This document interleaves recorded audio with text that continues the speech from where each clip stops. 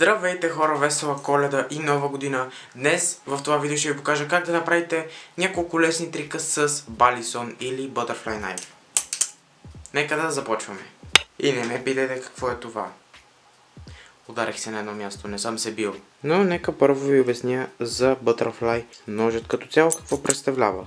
Така, той е съставен от 3 части и болтове, които го свързват, най-често от неръждаема стомана. Има безопасна дръжка, която е тази без заключалката. Заключалката по принцип е тук, на ето тази пружинка трябва да виси, но при мен я няма. И да, винаги, абсолютно винаги се държи за безопасната дръжка, защото ако направите така, няма да ви пореже, защото това е опасната страна на ножа, а това тук е безопасната. И като направите така, и да, и си го държите, нали, разбирате. А иначе ножа представлява това и както виждате, ето това би трябвало да ме острието, а тук е тъпо. Това ме острието, нали? То виждате, форма на нож има все пак, няма как да го бъркате. Това е опасната дръжка, безопасната. Винаги се държи за безопасната, за да може да правите каквото и да е било. О, искам да вмъкна нещо. Купувайте си безопасни ножове, не ме интересува дали сте прота или тук що започвате, защото после да не съм отговорен за някоя дръскотина. Аз ви предлагам да започнем с Basic Opening. Значи, ето това е безопасната дръжка. Хващате за безопасната дръжка. Отпускате така с трите пръста. Отпускате, нали? И като тръгне да отива към пръстите, ви го обръщате, ето така. Обръщате безопасната дръжка, така.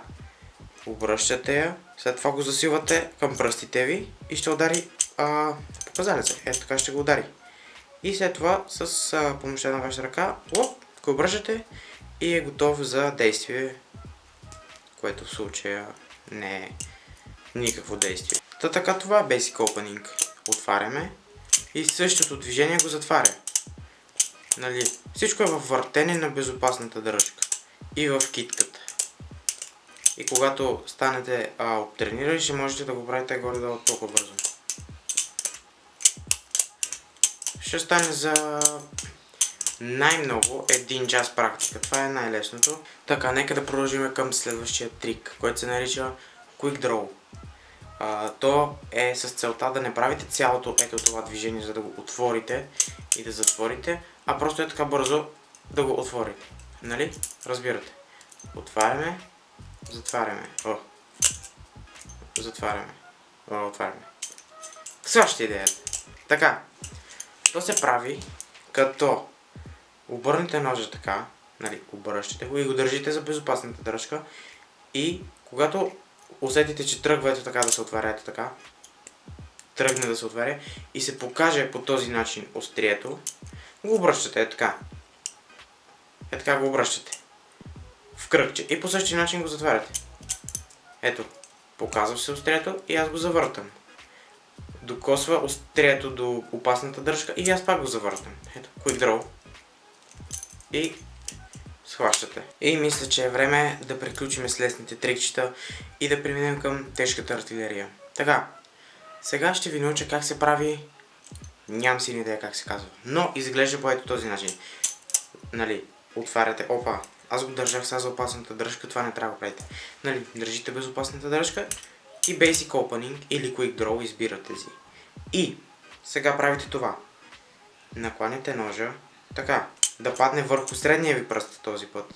Така, върху средния ви пръст. И след това го държите тук с тези два пръста.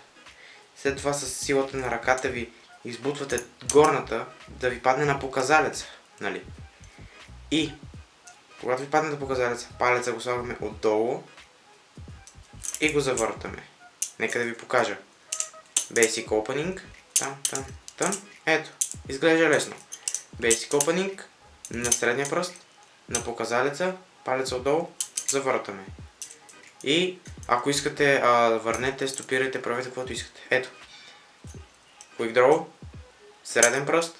Показалец. Завъртаме.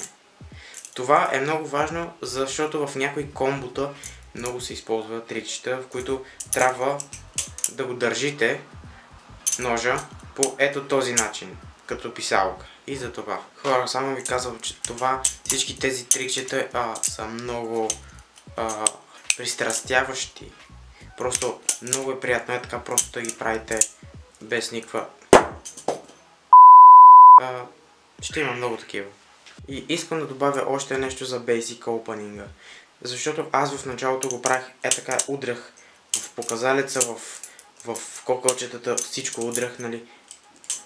Обаче ми станаха червени, ето това кокълче и тук показалеца ми станаха червени ужасно много.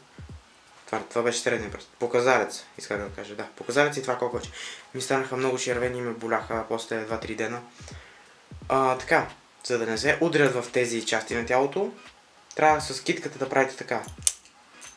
Ето, видяхте ли? Няма звук в кокълче. А вижте ако не правя. Удари се. А сега? Не се ударя. Не се ударя. Не се ударя. Нали? Разбирате. И така няма да ви боли доста. И мисля, че е време да преминем към най-сложния трик, който се нарича Y2K. Ако не се лъжа. Така, Y2K може би има най-малко стъпки от всички тези трикове, но е най-сложен и ми е, може би, любимия. И аз още мога да го правя много добре. Но ето в какво представлява. След като направите онзи предишния, който ви казах на средния показалец и като го завъртите и го хванете като писалка, ето така, за безопасната дръжка, го завъртате. Ето така. И го хващате вече и оттам го почвате. Нали, правите онзи трик. Или просто можете, ако не можете, да си го хванете като писалка и го завъртате. Нали? Обаче аз още не го мога много добре. Ето. В случая няма значение дали ще го хванете за опасната или за безопасната. Просто когато направите така, имайте в предвид, че може да сте го хванали за опасната, така че правете това с китката, което току-що ви казах, за да не се удари да ви пореже, ако по някаква случайност сте хванали опасната. Така, нека да ви обясня как се прави. Хващаме безопасната дръжка. Добре, в случая го хващаме като писалка за безопасната. Ето така. Все едно тръгваме да пишем, обаче го накланяме на хоризонтално. Има вертикално, но то е много трудно и аз не мога. Хоризонтално ето така го поставяте и го завъртате с китката. Ето така. Нали? Схващате. Така го завъртате и в някой момент се престрашите, трябва да се престрашите да пуснете то да заобиколи ето така палеца ви и вие да хванете дръжката, нали, и да почнете там да правите всякакво трикчета, които искате. И сега нека да ви покажа. Хващаме го като писалка и го завъртаме. Хващаме го като писалка, завъртаме. Писалка, завъртаме. Нали? Писалка, завъртаме. Писалка, завъртаме. Това беше перфектно. И ще после като научите всички тези тейкове, които само аз знам само тези за сега, но когато ги научите, ще можете да направите едно много готино комбо, което ми е любимото, защото е единственото, което мога да правя. И то е това. Basic Opening или Quick Draw. Нали, отваряте ножа. След това правите втория трик, който ви показах, среден пръст, показалец, палец. И когато го фанете така като писалка, Y2K. И нали, внимавате да не ви удря кокълчетата, защото може да е опасната дръжка. Нека да ви покажа пак, обаче без да спирам. Basic Opening, това нещо, Y2K. За малко да го изтърва. Сега го бях фанал за опасната дръжка, обаче не си го ударих в кокълчето. Ето. Basic Opening, това и Y2K. Благодаря на хората, които са стояли до края. Ако ви е харесало, оставете лайки. Не си тръгвайте още. Има бонус трик. Хващате го за безопасната дръжка. Ето така. И започвате да го въртите. Изглежда много лесно. Но айде пробвайте така. Да видите, веднага ще падне. Така че идеята е да въртите и пръста си, нали, ако върта само пръста си, виж, пада. Обаче, ако въртя и китката, няма да падне. Е така. Нали виждате, въртя китката и той не пада. И ако това се научите да го правите добре, ще бъде много готино. Този трик се нарича Чаплин и влиза в някой от комботата. Някакво въртите го така. Оп, правите Чаплин по някое време, което не мога още. Но ви казах трика на алхимика, така че айде хора, учете се и да си изкарате хубаво празниците, които най-вероятно вече сте изкарали, защото гледате видеото след нова година. Така че честита 2022. Айде, чао!